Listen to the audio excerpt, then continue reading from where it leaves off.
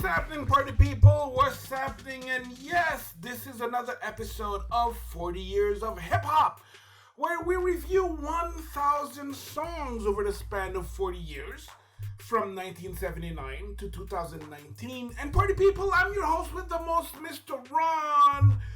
And today we will be reviewing The Breaks by Kurtis Blow, which was released in 1980 from the self-titled album called Kurtis Blow.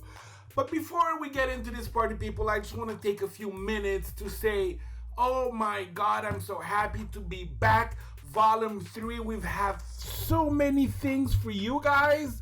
We've been prepping this, and we finally feel like we're getting our footing, okay? And so the second half of Volume 2, the G-Man was basically handling, the podcast while I was on the YouTube channel, and we decided, what the hell, let's just like combine everything so that I can do the podcast as well. So party people, like I was saying, these are the breaks. Break it up, break it up, break it up by Kurtis Blow. So party people, I chose this song because it's right now, in 2021, it's considered a classic.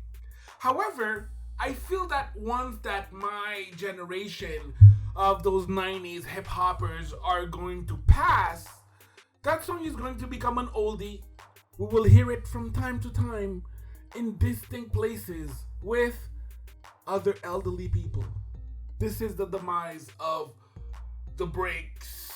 So, I first heard the track on a compilation called The Funk Essential that I got from Columbia House. And party people, believe it or not, in the 90s, you could actually get some records by mail. Yes. And I actually got it, and I loved it. For me, in the 90s, that track was old school. Okay? So Originality, is this song original? And if so, how? Well, party people, in 2021, The Breaks is almost a comedic after-school special. However, back in 1980, this was considered to be a monster track. From production to delivery, this track was on point 40 years ago. Okay? So, from my point of view, Kurtis Blow moved hip-hop a few notches up quality-wise. Because, think about it. Without Kurtis Blow, you don't have Big Daddy Kane. Without Big Daddy Kane, you don't have Jay-Z. Without Jay-Z, you don't have the Jay-Z and Nas beef. You know how like one thing affects the other, and on and on and on, and courtesy of Discard, this is why I give it a 3.5. 3.25 on 5, party people. That's right. So, let's jump to delivery, which consists of lyrics, flow. So, like I was saying before, in the 90s, Kurtis Blow was already considered old school. As a hip-hop fan, it was important for me to listen to the older rappers. And I know a lot of people that don't enjoy the early 80s hip-hop. And I get it. I totally get it. The nursery rhymes, the cacophonic scratching. Well, party people, my answer to all of that is, hey, we needed this. Hip-hop culture needed to start somewhere, So let's take a look at those 1980 after-school special lyrics. He said his Cadillac was gold. That's the breaks. That's the breaks. But he didn't say it was 10 years old. And there's like a little chorus, between each line, because basically Kurtis Blow takes like a huge pause, which would be totally unacceptable nowadays. Actually, you know what? That's not true, because I hear the young kids doing it. I hear the new generation doing it differently. But whatever. That's another story for another time. So, he took you out to the Red Coach Grill, but he forgot the cash and you paid the bill. That's the breaks. That's the breaks. He told you the story of his life. That's the breaks. That's the breaks. But he forgot the part about his wife. Yes, that's the way it goes. That's the breaks. That's the breaks. Well, these are the breaks. Break it up, break it up, break it up. So, breakdown. I love that track. I just do. So the lyrics are pretty straightforward. A broke brother with a 10-year-old gold caddy who's trying to get some, who can't even pay for dinner. So, and it's done the way, hey, you know what? It's 1980s hip hop. It is what it is. And I support it. I stand by it. Basic, yes. Still funny. The technique is not great, but like I said, the culture had to start somewhere. And for the people, courtesy of Genius.com, and this is why I give it a fair 2.5 on 5. Fair, indeed. Production, party people. Production would consist of beat, mixing, scratching if there's any. Pardon me. I was feeling quite parched. Alright, so back then, produced by J.B. Moore and Robert Ford Jr. And back then, party people, producers just use a disco instrumental track or a funk sample and had the rappers lay down some lyrics on top of that. See? Not for the breaks. The breaks is actually an original band playing the funk. That's right. Organized Rhyme sampled it, okay, on their hit Check the OR. So you guys might not know who Organized Rhyme is. It's like these white dudes from Ottawa. Actually, you might know Tom Green. He ended up having like a pretty good career as a comedian. But I dug those cats. I dug those cats because they were hip hop. They were doing their thing, and I dug them. Who knows? Maybe they're gonna make the cut. Who knows? So courtesy of Who Sample, and this is why I gave it a 4 on 5, party people. That's right. The production for me, I think it's amazing. And I think that any rapper right now could sample it and throw some hot fire on that.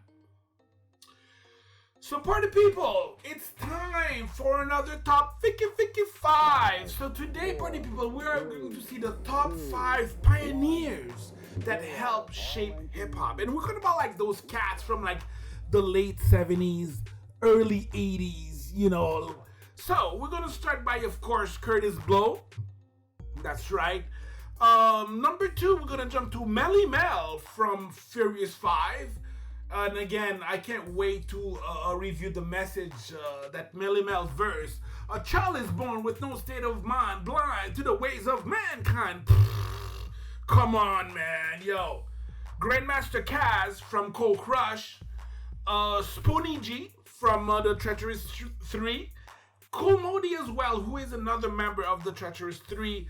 And it's a tie between him and Busy B because there was a battle, right? There was a super impactful battle between Busy B and Cool Modi. Cool Modi won. However, that battle itself needs to be studied. That's right, and that was the top 5 pioneers that helped shape hip-hop. Relevance, party people, and longevity. Is this song still relevant? Is it? Was it able to stand the test of Father Time? And if so, how? Well, party people, the way I see it, it's a classic, okay? Perhaps my generation, like I said, is the last generation who will see it as a classic. Yeah, that's the way I see it. And like I said, soon after my generation is out, this is gonna be an oldie, The YouTuber Just Jammin' did a reaction video to it. So I actually took personal joy to seeing a young cat doing a review of a song before like he was born. It was pretty cool. It was pretty cool. And this is why, party people, for relevance and longevity, I give it a 3 on 5. Impact! Powerful impact! Boom from the cannon! So Party People, was this song impactful? From time to time, I will hear the influences of that track some 40 years later, okay? Peaked on 87 on Billboard's Hot 100, number 4 on Billboard's R&B Top 100, number 9 on Billboard's Dance Top 100, and the first rap song to ever go gold. Alright, so Party People, for me per se, I don't really care about the Billboard. Okay, most of the music that I listen to doesn't appear on the Billboard, but it's a good to know. You know, it's a good to know. So, and this is why, Party People, for Impact, the Breaks gets a 4.25 on 5. Party People, this is a grand total of 17 on 25 for a humble 68%. We will not forget you, Mr. Kurtis Blow. We will not forget you. All right, Party People. So, thank you for sharing this moment together. Subscribe, like, share, and Party People, support 40 years of hip hop by buying us a coffee. You know, me and the G-Man, we're doing this, you know, out of love of hip hop culture, you know. So support us, you know, so that we can actually continue dropping these wonderful podcasts for the fans. You know, we're doing this for you people. You know, we love it. We love to do this. All right, Party People. So, of course, I will be back next week for another review. And this is your host with the most, Mr. Ron, wishing you happy Honolulu. Peace.